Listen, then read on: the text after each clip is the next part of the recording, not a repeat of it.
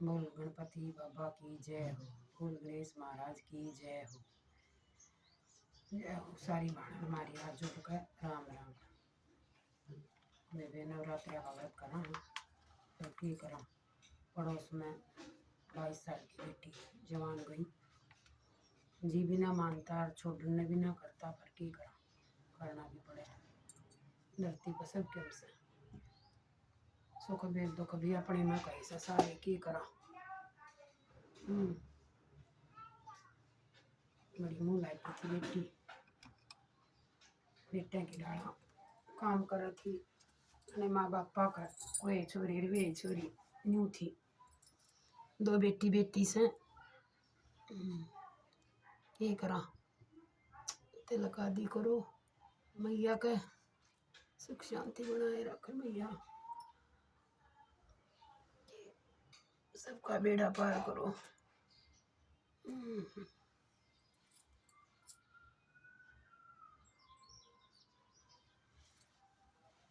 जय मैया।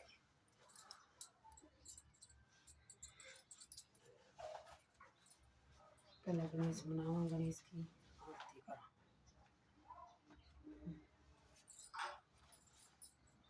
जय गणेश जय गणेश जय गणेश देवा, माता जगत पार्वती पिता महादेव। एक दंत दयावंत चार भुजाधारी, माथे पे तिलक सोए मुसी की सवारी।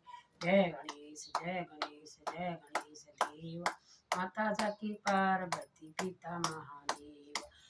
पान चढ़े फूल चढ़े और चढ़े मेवा, लड़वन का भोग लगे। जय गणेश जय गणेश जय गणेश देवा, माता जगत पार्वती पिता महादेव। अंधे को आँख देते, कोढ़न को काया, बांझन को पुत्र देते, निर्धन को माया। जय गणेश जय गणेश जय गणेश देवा, माता जगत पार्वती पिता महादेव। दीनन की अंधे को दीनन की लाज रखो, शंभु सतवारी, कामना को पूरा करो जय बलिहारी। जय गणेश जय गणेश जय गणेश देव, माता जगत पार्वती पिता महादेव। माता खिलावे लड़वन, पिता खिलावे मेवा, सूर श्याम शरण आए सकल की जो सेवा। जय गणेश जय गणेश जय गणेश देवा, माता जगत पार्वती पिता महादेव। जय गणेश जय गणेश जय गणेश देवा, माता जगत पार्वती पिता महादेव। माता खिलावे लड़वन, पिता खिलावे मेवा, सूर श्याम शरण आए सकल की जो सेवा। जय गणेश जय गणेश जय गणेश देवा, माता जगत पार्वती पिता महादेव। बोल गणेश महाराज की जय हो। कोई गलती हो तो माफ करियो। मेरा नहीं पहुंची लाइन छोटी है, ध्यान में भी से छूटेगी और बेरा भी क्यों दिमाग उड़े ही रहा है, वो डबर बनना भूल जाता की करा। ये मेरे मालिक सबका बेड़ा पार करो, सबका भला करो। करना सब क्यों पड़ा है की करा। दुख भी अपने में कर, सुख भी अपने में कर। चौथा दिन है भाई कुसमांडा का। जय हो कुसमांडा मैया। सुरा संपूर्ण कलशम रुधिरा पलतु मेव च दधाना हस्त पद्मायम, कुसमांडा शुभ दाशु तुम दाशु शुभ दाश तुम्हें। माता दुर्गा के चौथे स्वरूप का नाम कुसमांडा है।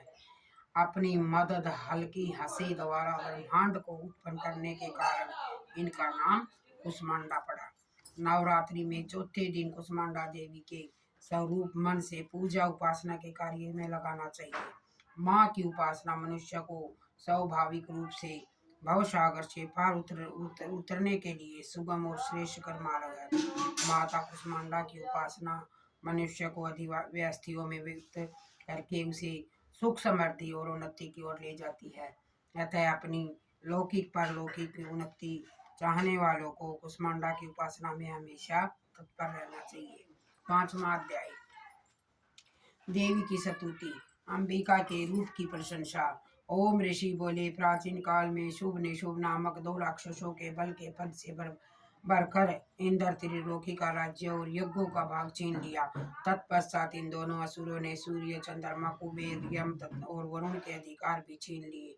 वायु और अग्नि के अधिकार भी छीन कर सब देवताओं को उनके राज्य में निकाल दिया।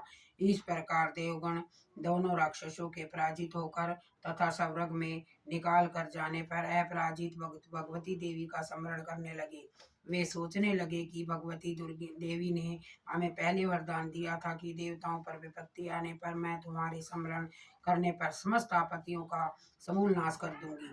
ऐसा सोचकर वह देवता इंद्र के साथ हिमालय पर्वत पर विष्णु की माया देवी की स्तुति करने लगे। यह देवता बोले, देवी और महादेवी को हम नमस्कार करते हैं, शिव को नमस्कार करते हैं, प्रकृति एवं भद्रा को नमस्कार प्रणाम करते हैं, हम नियम पूर्वक जगदम्बा को नमस्कार करते हैं, रुद्रा को प्रणाम करते हैं, नित्या गौरी एवं धात्री को बारंबार नमस्कार है, ज्योतिमयी चंद्र रूपिणी एवं सुख स्वरूपा देवी को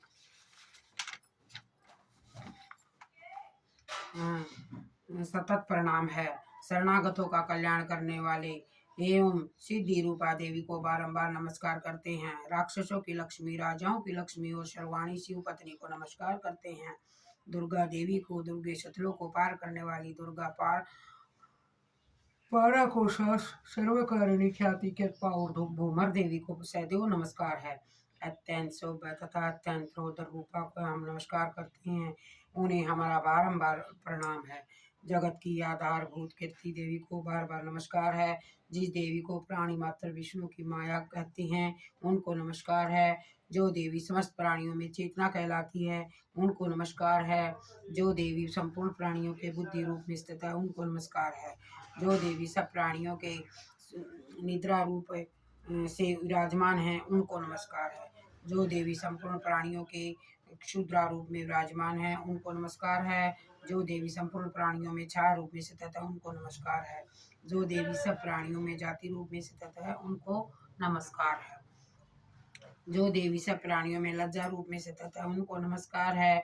जो देवी सब प्राणियों में स्थित है उनको नमस्कार है। जो देवी सब प्राणियों के क्रांति रूप में स्थित है उनको नमस्कार है। जो देवी सब प्राणियों में लक्ष्मी रूप में स्थित है उनको नमस्कार है। जो देवी समस्त प्राणियों में वृत्ति रूप में स्थित है उनको नमस्कार है। जो देवी समस्त जीवों में समृद्धि रूप में विराजमान है उनको नमस्कार है, उनको बारंबार नमस्कार है। जो देवी समस्त जीवों में दया रूप में स्थित है उनको नमस्कार है, उनको बारंबार नमस्कार है। जो देवी समस्त जीवों में दृष्टि रूप में स्थित है उनको नमस्कार है। जो देवी समस्त जीवों में मातृ रूप में स्थित है उनको नमस्कार है। जो देवी सब जीवों में भाति रूप में स्थित है उनको नमस्कार है। जो देवी सभी प्राणियों के इंद्रियों की अधिष्ठात्री है, उसको सब प्रकार से व्याप्त है, उस देवी को बारंबार नमस्कार है। जो देवी चैत्यंत रूप में इसे संपूर्ण संसार को व्याप्त करके स्थित है उनको बारंबार नमस्कार है। पूर्व काल में देवताओं ने अपना अभिष्ट फल पाने के लिए जिस भगवती की स्तुति की और देवराज इंद्र में बहुत दिनों तक जिसका सेवन किया, वह कल्याण की साधना पूजा ईश्वरी हमारा कल्याण करे और सारी विपत्तियों को नष्ट करे। राक्षसों द्वारा पीड़ित है हम सब देवताओं पर परमेश्वरी को प्रणाम करते हैं तथा जो भक्ति पूर्वक स्मरण करने पर तुरंत ही सभी विपत्तियों को नष्ट करने की क्षमता रखती है, वह जगदम्बा इस समय हमारा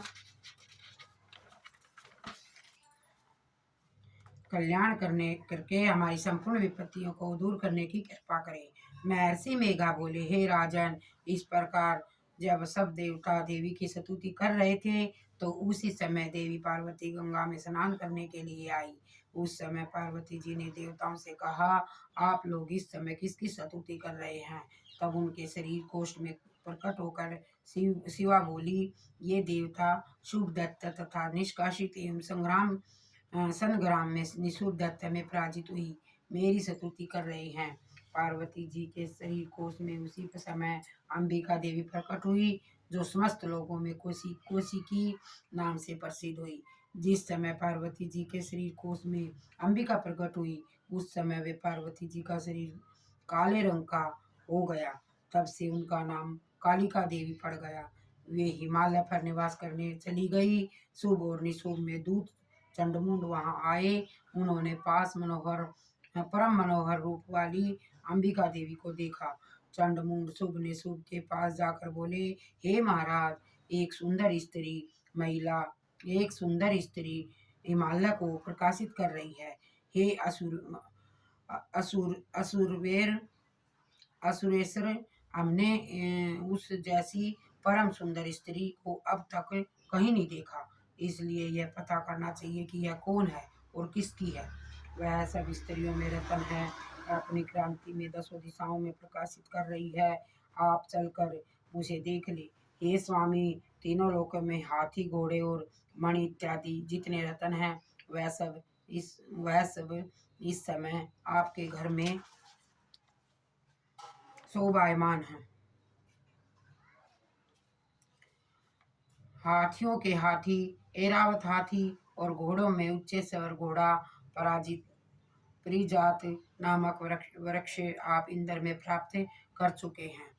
हे हंस सहित रतन जड़ित ब्राह्मणी का अद्भुत विमान भी आपके पास है। महापद नामक निधि आपके कुबेर में ले ली है। समुद्र में आपको किंजली कलिंकनी नाम की माला प्रदान की है, जिसके कमल कभी मुरझाते नहीं हैं। सोने की वर्षा करने वाला वरुण का भी आपके पास है। रथों में श्रेष्ठ पराजित का रथ भी आपके पास है। हे असुरराज, मृत्यु के उक्रांतिक नाम शरीर भी आपने छीन ली है, तथा वरुण का पास भी आपके भाई निशुम्भ के पास ही है। निशुम्भ ने समुद्र में उत्पन्न होने वाले सब प्रकार के रत्न भी अपने अधिकार कर लिए हैं, और ऐसे भी दो वस्त्र भी अग्निदेव में आपके दिए हैं, जिन्हें अग्नि नहीं जला सकती। हे दत्तराज, इस प्रकार सभी स्वरूपी वस्तुएं आप संग्रह कर चुके हैं। अब आप कल्याणमय स्त्रियों में रतन रूपी इस स्त्री को ग्रहण करें। ऋषि बोले। चंडमुंड के वचन सुनकर शुभ ने सुग्रीव नामक राक्षस को अपना दूत बनाकर देवी के पास भेजा। सुग्रीव ने शुभ ने कहा कि तुम मेरी ओर से इस प्रकार कहना और ऐसा उपाय करना जिससे वह प्रसन्न होकर यहाँ से घर आने को तैयार हो जाए। सुग्रीव शिखर पर्वत के उस स्थान पर पहुंचा जहाँ पर देवी बैठी थी। वह स्थान अत्यंत सुंदर था। वहां पहुंचकर सुग्रीव ने मधुर वाणी में देवी से कहा, हे देवी, दैत्यों के राजा शुभ ने, जो तीनों लोकों के अधिपति हैं, मुझे आपके पास भेजा है। उनकी आज्ञा का उल्लंघन करने का साहस किसी भी देवता में नहीं है, तथा राक्षसों के समस्त शत्रुओं पर उन्होंने विजय प्राप्त कर ली है। उन्होंने आपके लिए संदेश भेजा है कि तीनों लोकों पर मेरा अधिकार है। यह सब देवता मेरे अधीन हैं। यज्ञ के सब भागों को अलग अलग में ही ग्रहण करता हूँ। तीनों लोकों के उत्तम रत्नों में हम स्वामी हैं। इंद्र का ऐरावत हाथी भी हमारे पास है। समुद्र मंथन से ऊपर उत्पन्न हुआ उच्च शर्वा नामक घोड़ा भी देवताओं में हमें भेंट कर दिया है। देव, गंधर्व और एवं नागों के पास जितनी भी रत्न रूपी वस्तुएं थी, सब हमें मेरी हो चुकी हैं। आप भी स्त्रियों में एक रतन ही है, इसलिए आपको भी हमारे पास आ जाना चाहिए, क्योंकि मैं रत्नों का भक्त हूँ। अब मैं यह तुम पर छोड़ता हूँ कि तुम मेरे साथ मेरे पराक्रमी भाई निशुम्भ के साथ विवाह कर लो। यदि तुम मुझसे विवाह करोगी तो अतुलमान महान ऐश्वर्य को प्राप्त करोगी। महर्षि मेघा ने कहा। दूत के ऐसे कहने पर भगवती दुर्गा मन ही मन मुस्कुराई और इस प्रकार बोली, हे दूत, तुमने जो कुछ कहा सब सत्य है, इसमें किंचित मात्र भी झूठ नहीं। शुभ एवं इस तीनों लोकों का स्वामी है और निशुम्भ भी उसी की भांति पराक्रमी है, परंतु मैंने एक प्रतिज्ञा कर रखी है। वह प्रतिज्ञा यह है कि मुझे जो युद्ध में हरा देगा और मेरे इस अभिमान को खंडित कर देगा तथा बल में जो व्यक्ति मेरे समान होगा वही मेरा पति होगा। इसलिए शुभ ने शुभ में से जो भी मुझे युद्ध में हरा देगा, मैं उसी के साथ विवाह कर लूंगी। मेरा यह संदेश उन तक पहुंचा दो। दूत सुग्रीव बोला, हे देवी, आप अभिमान से भरी हुई हो, मेरे सम्मुख ऐसी बातें न करें। इस त्रिलोकी में तो मुझे कोई ऐसा दिखाई नहीं देता जो शुभ निशुभ को हरा सके। जब देवताओं में से कोई शुभ व निशुभ के सामने ठहर न सका, तो तुम जैसी कमनीय स्त्री भला रणभूमि में उसका मुकाबला कैसे कर सकोगी। तुम मेरा कहना मानकर शुभ निशुभ के पास चली जाओ। ऐसा करने से तुम्हारे गौरव की रक्षा होगी, अन्यथा जब वे तुम्हारे केस पकड़कर तुम्हें खींचकर घसीटते हुए ले जाएंगे, तुम्हारा गौरव नष्ट हो जाएगा। देवी बोली, शुभ निशुभ बड़े बलवान हैं, यह ठीक है, परंतु मैं अपनी प्रतिज्ञा में बंधी हुई हूँ। इसलिए तुम जाओ और मैंने जो कुछ कहा है आदर पूर्वक असुरराज से कह दो। इसके पश्चात वे जो उचित समझे करें। छठा अध्याय, धूम्रलोचन वध।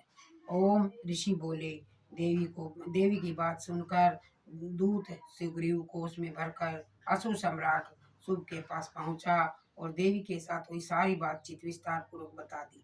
दूत की बात सुनकर शुभ के क्रोध में पारावार न रहा और दैत्य सेनापति धूम्रलोचन से बोला, तुम शीघ्र अपनी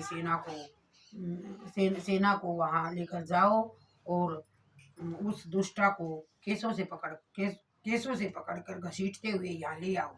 यदि उसकी रक्षा करने के लिए कोई देवता यक्ष तथा गंधर्व आए तो उसे भी मार डालना।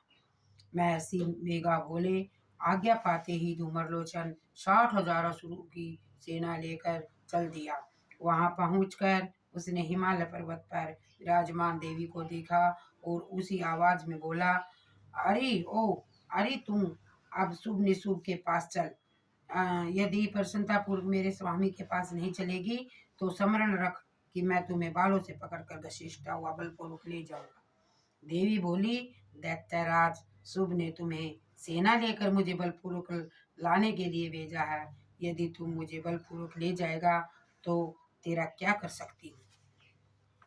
ऐसा कहने पर धूम्रलोचन देवी जगदम्बा को पकड़ने के लिए झपटा तो देवी ने अपनी ओंकार से ही धूम्रलोचन को भस्म कर दिया। यह देखकर असुर सेना क्रोध में भरकर अंबिका देवी की तरफ लपकी, परंतु देवी ने उन पर तीखों बाणों, शक्तियों तथा फरसों की वर्षा आरंभ कर दी। इधर देवी दुर्गा का वाहन शेर भी कुपित होकर भयंकर आवाज करता हुआ असुरों की सेना पर उछल पड़ा। शेर ने कई असुरों को पंजों से, कईयों को जबड़ों से, कईयों को धरती पर पटक पटक कर अपने दांतों से घायल करके मार डाला। उसने अपने नखों से कितने ही असुरों के पेट फाड़ डाले और कितने ही असुरों के सिर धड़ से अलग कर दिए। यह दैत्य के पेट फाड़कर उनका रस चूसने लगा। क्षण भर में ही देवी ने वाहन शेर ने राक्षसों की सारी सेना का संहार कर डाला। शुभ को जब यह बात समाचार मिला तो देवी ने धूम्रलोचन को मार डाला। उसके वाहन शेर ने सारी सेना को मौत के घाट उतार दिया तो उसे बड़ा क्रोध आया। उसने चंडमुंड को आज्ञा दी, तुम बहुत बड़ी सेना लेकर जाओ, उसी स्त्री को पकड़ कर ले आओ। यदि उसे युद्ध करना पड़े तो सारी असुर सेना मिलकर उसे मार डालो। उस दुष्टा की हत्या होने पर तथा सिंह के मारे जाने पर वह स्त्री जिस दिशा में भी पड़ी हो उसे बांध कर शीघ्र ले आओ। चौथा दिन समाप्त हुआ। उस मंडा की कथा समाप्त हुई। कल 5वां दिन पढ़ेंगे। इसलिए दुर्गे माता की जय हो। दुर्गे माता सदा तेरी जय हो। दुर्गे माता सदा तेरी जय हो। दुर्गे माता सदा तेरी जय हो। दुर्गे माता सदा तेरी जय हो। दुर्गे माता सदा तेरी जय हो। शेरा वाली सदा तेरी जय हो। जगदम्बे माता सदा तेरी जय हो। महाकाली सदा तेरी जय हो। महासरस्वती सदा तेरी जय हो। महालक्ष्मी सदा तेरी जय हो। बोल सभी माताओं की जय हो। बोल सच्चे दरबार की जय हो।